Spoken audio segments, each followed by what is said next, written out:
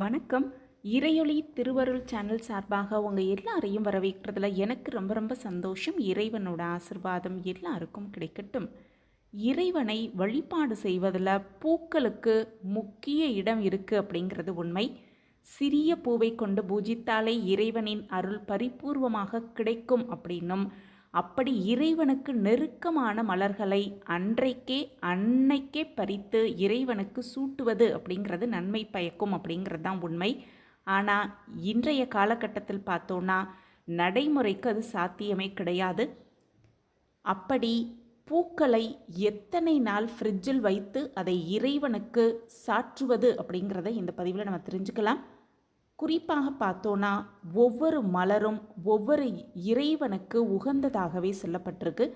தாமரை மலர் மகாலட்சுமிக்கு ரொம்பவே உகந்த மலர் அப்படின்னும், அரளி அதுவும் செவ்வரளி முருகப்பெருமானுக்கு ரொம்பவே உகந்த மலர் அப்படின்னும், வில்வம் சிவபெருமானுக்கு ரொம்பவே உகந்தது அப்படின்னும், துளசி பெருமாளுக்கு ரொம்பவே உகந்தது அப்படின்னும் சொல்லப்பட்டிருக்கு. இப்படி இறைவனுக்கு சாற்றும் அந்த மலர் அப்படிங்கிறது அன்னைக்கு பறித்து அன்னைக்கே இறைவனுக்கு சாற்றுவது அப்படிங்கிறது இன்றைய காலகட்டத்தில் அது நடைமுறைக்கு சாத்தியம் கிடையாது.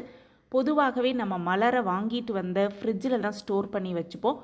அது ஒரு பிளாஸ்டிக் டப்பாலையோ அல்லது கவர்லையோ மலரை வைத்து நம்ம சேமித்து தினமும் காய்ந்த மலரை எடுத்து புதிய பூக்களை இறைவனுக்கு சாற்றி வழிபாடு செய்வது வழக்கமாக தான் நம்ம வச்சுக்கிட்டு இருக்கோம். அந்த வகையில் ஃப்ரிட்ஜில் வைத்த மலர் எத்தனை நாட்களுக்குள் அதை பயன்படுத்தி விட வேண்டும், எத்தனை நாட்கள் ஃப்ரிட்ஜில் அதை வைத்து பயன்படுத்தலாம் அப்படிங்கிறத இப்போ நம்ம ஒவ்வொன்றா தெரிஞ்சுக்கலாம். குறிப்பாக பார்த்தோன்னா மகாலட்சுமிக்கு விருப்பமான அந்த தாமரை மலர் அப்படிங்கிறது 7 நாட்கள் ஃப்ரிட்ஜில் வைத்து தாராளமாக பயன்படுத்தலாம் அப்படின்னும், அதே போல் முருகப்பெருமானுக்கு ரொம்பவே உகந்ததான செவ்வரளி மலரை 3 நாட்கள் வைத்து தாராளமாக பயன்படுத்தலாம் அப்படின்னும், வில்வம் இலையை 6 மாதம் தாராளமாக வைத்து பயன்படுத்தலாம் அப்படின்னும், துளசி இலையை வருடம் வரை வைத்து பூஜிக்கலாம் அப்படின்னும் சொல்லப்பட்டிருக்கு. ஒரு முறை அர்ச்சனை செய்த துளசி வில்வம் இந்த மாதிரி மலர்களை கழுவி மீண்டும் அதே மலரை சாற்றலாம் அப்படிங்கிறதும் குறிப்பாக நம்ம முன்னோர்கள் சொல்லி வச்சுருக்காங்க. துளசி வில்வம் இந்த மாதிரி இலைகளை மீண்டும் பயன்படுத்தலாம், அதாவது வைத்ததை மீண்டும் கழுவி மீண்டும் இறைவனுக்கு படைக்கலாம் அப்படின்னு முன்னோர்கள் சொல்லி வச்சுருக்காங்க. அதே போல் பறித்த பின்பு மலர்ந்த பூ, அதே போல் பறிக்கும் பொழுது கீழே உதிர்ந்த பூ, அதே போல் நம் மனித உறுப்புகளில் பட்ட மலர் எதுவாக இருந்தாலும், அதே போல் பூச்சி புழு வட்டு இந்த மாதிரி நிறைந்த மலர் எதுவாக இருந்தாலும் அந்த மலர் இறைவனுக்கு பூஜைக்கு உகந்தது அல்ல அப்படிங்கிறதையும் நம்ம தெரிஞ்சுக்கணும். அதே போல் இறைவனுக்கு சாற்றிய மலர் எதுவாக இருந்தாலும் அதை காலால் மிதிப்பட விடவே கூடாது அப்படின்னும், அவற்றை ஓடும் நீரிலோ அல்லது கிணற்றிலோ அல்லது கால் படாதவாறு செடி கொடிகளின் மீது போட்டுவிட வேண்டும் அப்படிங்கிறது தான் உண்மை. கோவில்களில் இறைவனுக்கு சாற்றிய மாலைகளை வண்டியின் முன் பக்கத்தில், அது மட்டுமல்ல வீட்டோட நிலை வாசல் படியில் கட்டுவாங்க.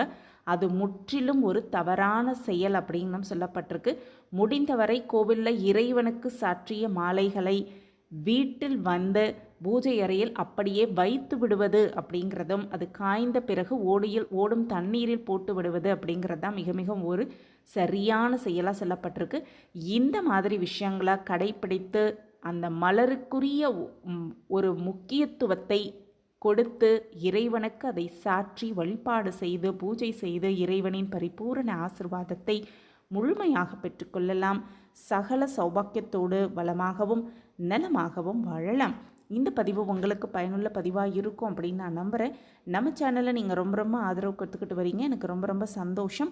உங்கள் ஆதரவு மென்மேலும் கிடச்சிக்கிட்டே இருக்கும் அப்படிங்கிற நம்பிக்கையோடு மீண்டும் ஒரு புதிய பதிவில் பார்க்கலாம்.